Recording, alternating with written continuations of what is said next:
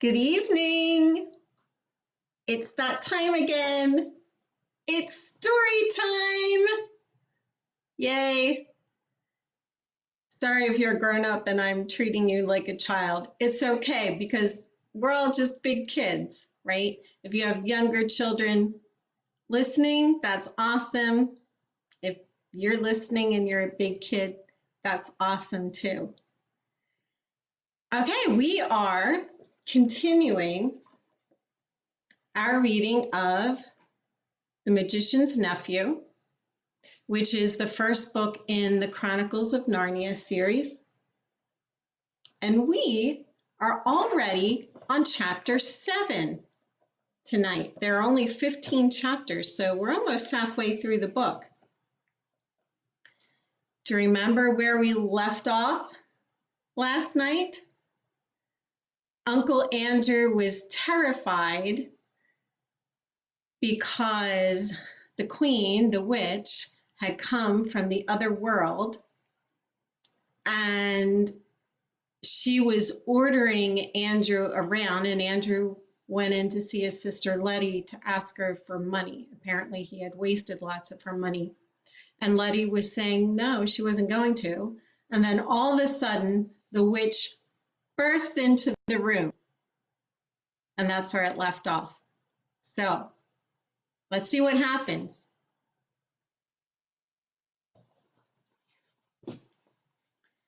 Chapter 7. What happened at the front door? Now, slave, how long am I to wait for my chariot? Thundered the witch. Uncle Andrew cowered away from her. Now that she was really present, all the silly thoughts he had had while looking at himself in the glass were oozing out of him. But Aunt Letty at once got up from her knees and came over to the center of the room. And who is this young person, Andrew, may I ask? Said Aunt Letty in icy tones. Distinguished foreigner, very important person, he stammered.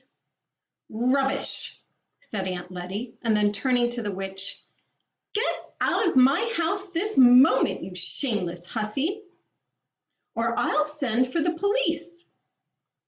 She thought the witch must be someone out of a circus, and she did not approve of bare arms. What woman is this? Said Jadis.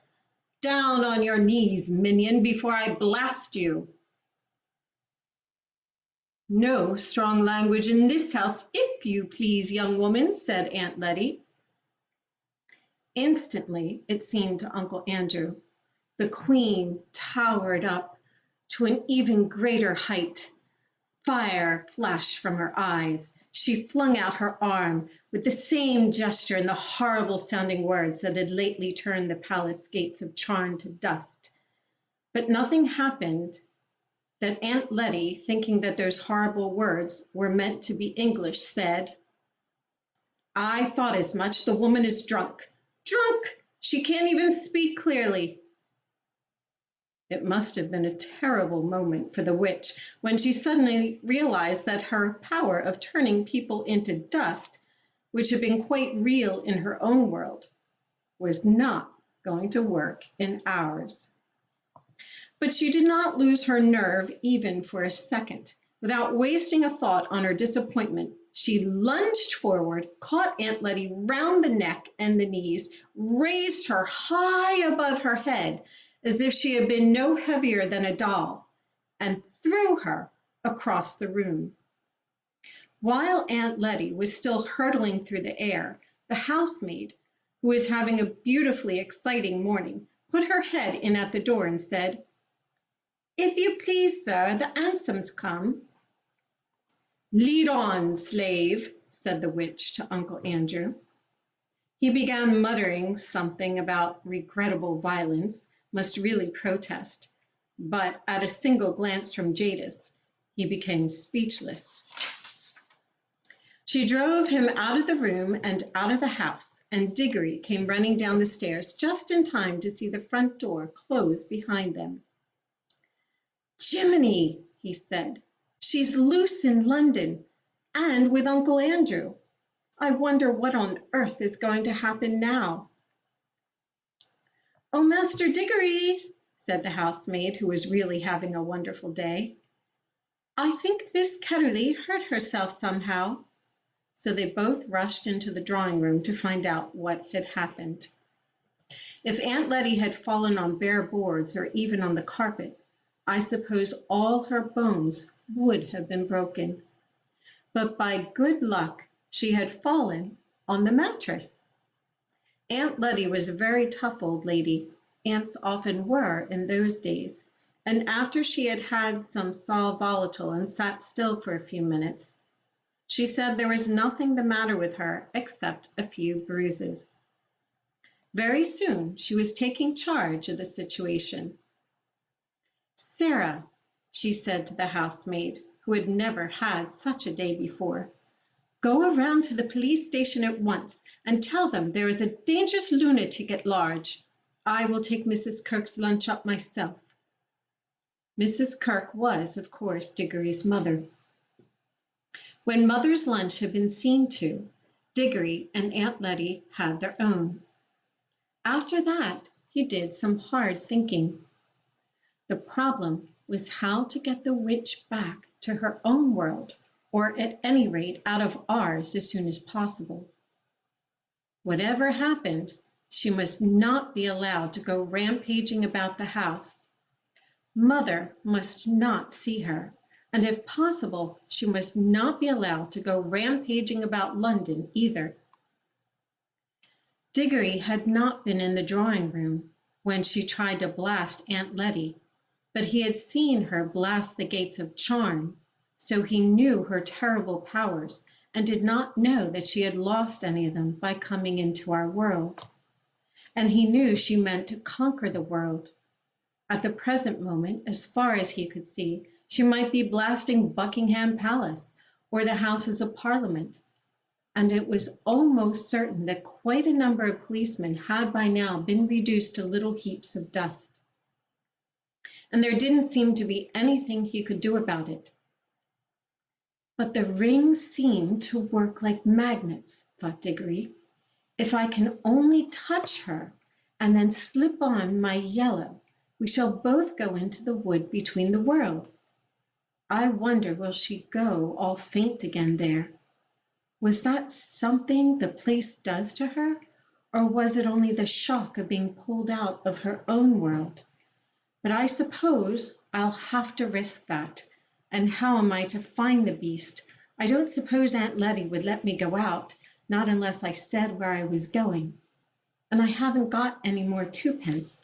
I'd need any amount of money for buses and trams if I were looking all over London. Anyway, I haven't the faintest idea where to look. I wonder if Uncle Andrew is still with her. It seemed in the end that the only thing he could do was to wait and hope that Uncle Andrew and the witch would come back.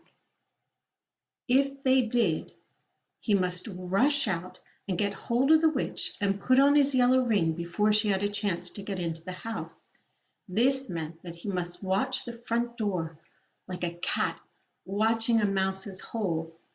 He dared not leave his post for a moment. So he went into the dining room and glued his face, as they say, to the window. It was a bow window from which you could see the steps up to the front door and see up and down the street, so that no one could reach the front door without your knowing.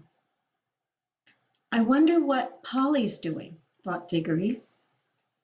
He wondered about this a good deal as the first slow half-hour ticked on. But you need not wonder, for I am going to tell you.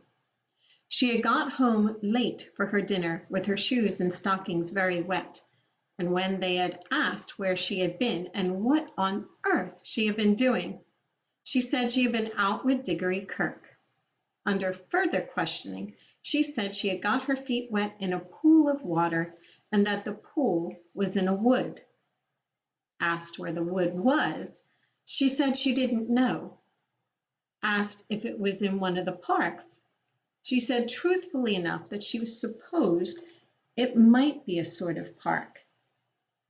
From all of this, Polly's mother got the idea that Polly had gone off without telling anyone to some part of London she didn't know and gone into a strange park and amused herself jumping into puddles. As a result, she was told that she had been very naughty indeed and that she wouldn't be allowed to play with that Kirk boy any more if anything of the sort ever happened again. Then she was given dinner with all the nice parts left out and sent to bed for 2 solid hours. It was a thing that happened to one quite often in those days. So while Diggory was staring out of the dining room window, Polly was lying in bed, and both were thinking how terribly slowly the time could go. I think myself I would rather have been in Polly's position.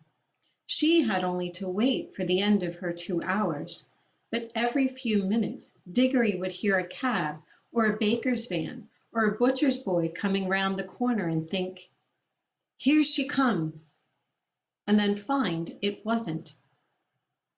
And in between these false alarms for what seemed hours and hours, the clock ticked on, and one big fly, high and far out of reach, buzzed against the window.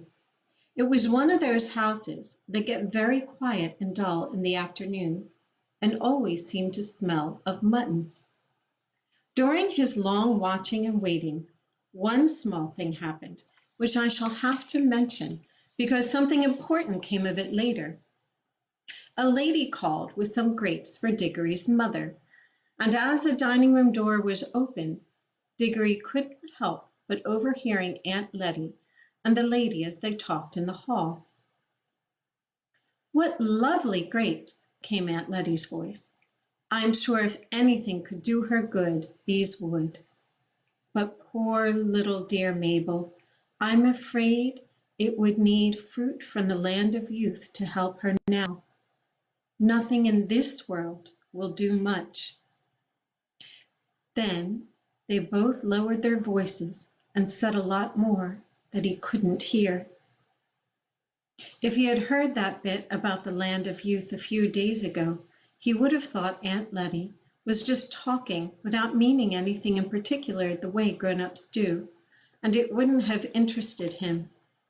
He almost thought so now, but suddenly it flashed upon his mind that he now knew, even if Aunt Letty didn't, that there really were other worlds, and that he himself had been in one of them. At that rate, there might be a real land of youth somewhere. There might be almost anything. There might be fruit in some other world that would really cure his mother. And oh, well, you know how it feels if you begin hoping for something that you want desperately badly. You almost fight against the hope because it is too good to be true. You've been disappointed so often before. That was how Diggory felt, but it was no good trying to throttle this hope. It might, really, it just might be true. So many odd things had happened already, and he had the magic rings. There must be worlds you could get to through every pool in the wood. He could hunt through them all, and then Mother might be well again. Everything right again. He forgot all about watching for the witch. His hand was already going into the pocket where he kept the yellow ring, when all at once he heard a sound of galloping. "Hello, what's that?" thought Diggory. "Fire engine. I wonder what house is on fire. Great Scott, it's coming here. Why, it's her!" I needn't tell you who he meant by her. First came the hansom. There was no one in the driver's seat. On the roof, not sitting, but standing on the roof, swaying with superb balance as it came at full speed round the corner with one wheel in the air, was Jadis, the queen of queens and the terror of charm. Her teeth were bared, her eyes shone like fire, and her long hair streamed out behind her like a comet's tail. She was flogging the horse without mercy. Its nostrils were wide and red, and its sides were spotted with foam. It galloped madly up to the front door, missing the lamppost by an inch, and then reared up on its hind legs. The hansom crashed into the lamppost and shattered into several pieces. The witch, with a magnificent jump, had sprung clear just in time and landed on the horse's back.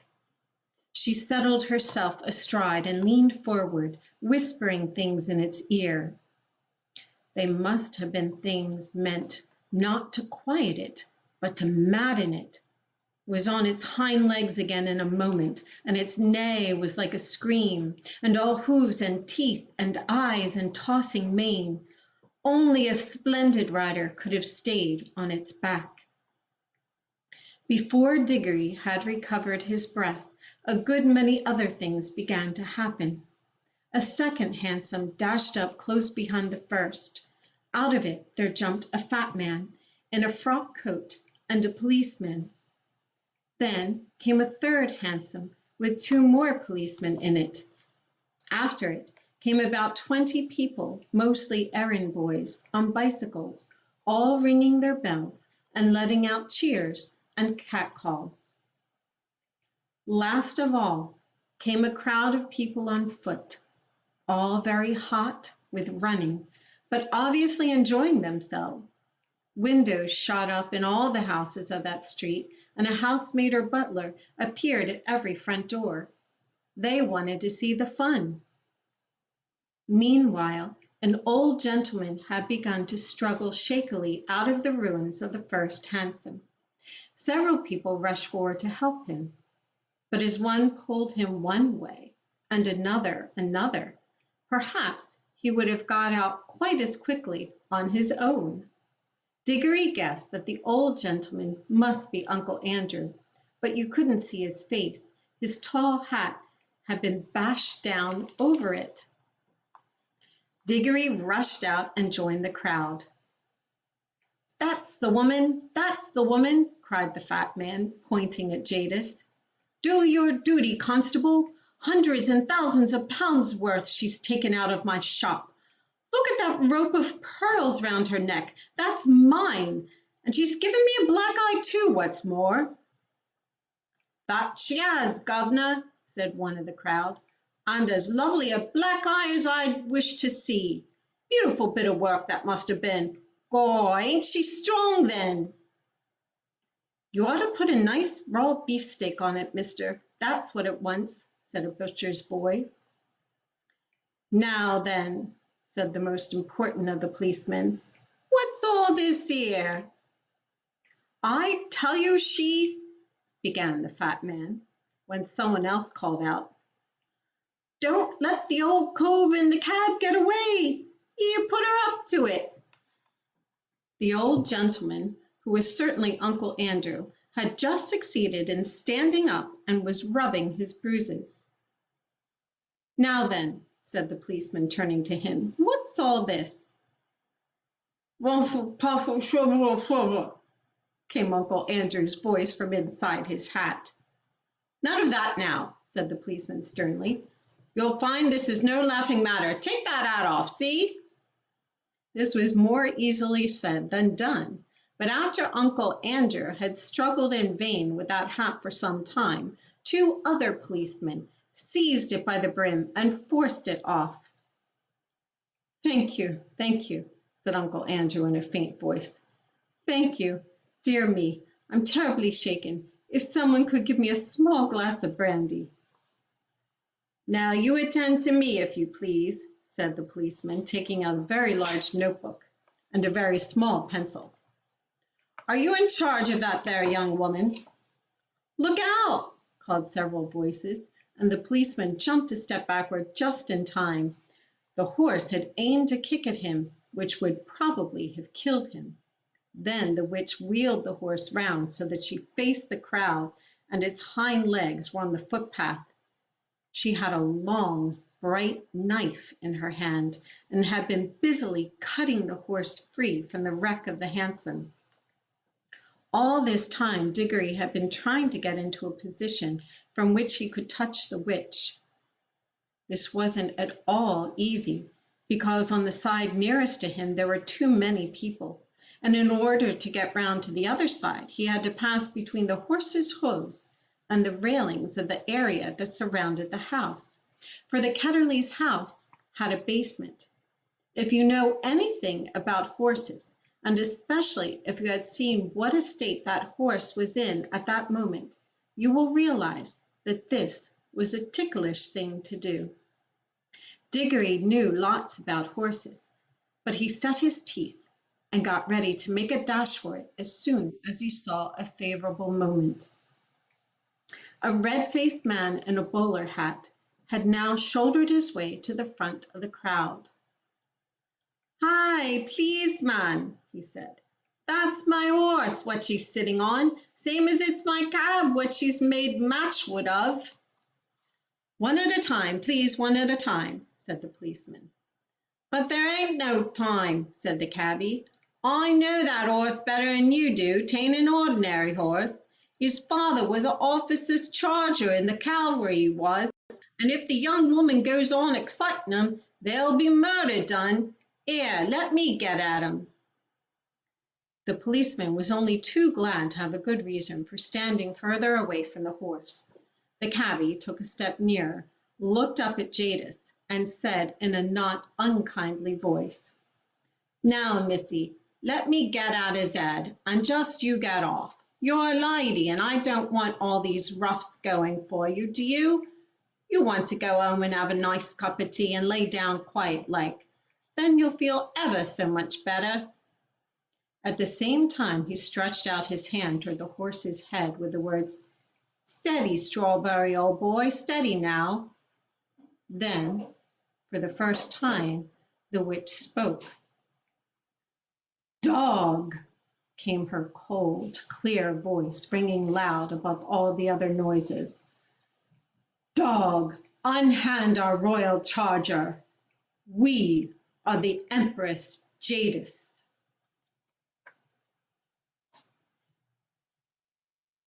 And that's the end of the last chapter. So stay tuned tomorrow night, same bat time, same bat channel. Hope you're enjoying the story. Have a great night. I love you. God bless you.